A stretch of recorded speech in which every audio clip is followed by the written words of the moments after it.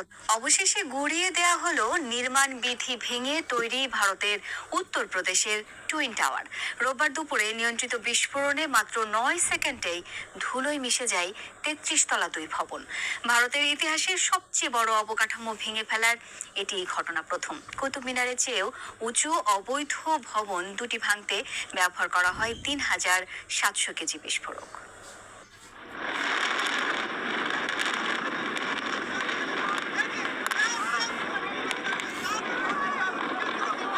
যেন ফিরল নিউ ইয়র্কের টুইন টাওয়ারের স্মৃতি।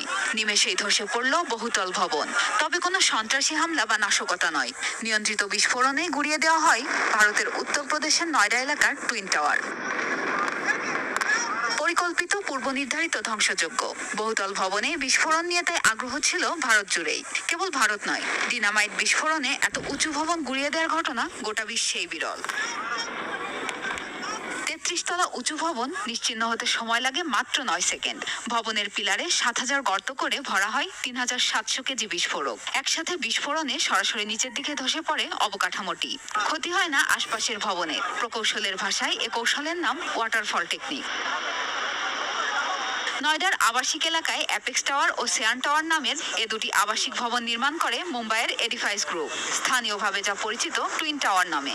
দুই ভবনে তৈরি হয় 850 ফ্ল্যাট। তবে বেশ কিছু নির্মাণ বিধিমালা লঙ্ঘনের দায়ে 2014 সালে ভবন দুটি ভেঙে ফেলার নির্দেশ দেয় এলাহাবাদ আদালত। 9 বছর আইনি লড়াই শেষে সে রায় বহাল রাখে সুপ্রিম কোর্টও। 338 ফুট উঁচু ভবন ভাঙার প্রস্তুতি ছিল চোখে পড়ার মতো। কয়েকদিন ধরেই আশপাশের এলাকায় নেওয়া হয় সুরক্ষা ব্যবস্থা। সরিয়ে নেওয়া হয় ওই এলাকার প্রায় 7000 বাসিন্দাকে। ধুলোর আস্তর ঠেকাতে টুইন টাওয়ার তো বটেই, পুরো চাদরে ঢেকে ফেলা হয় আশপাশের ভবনের জানালা দরজা।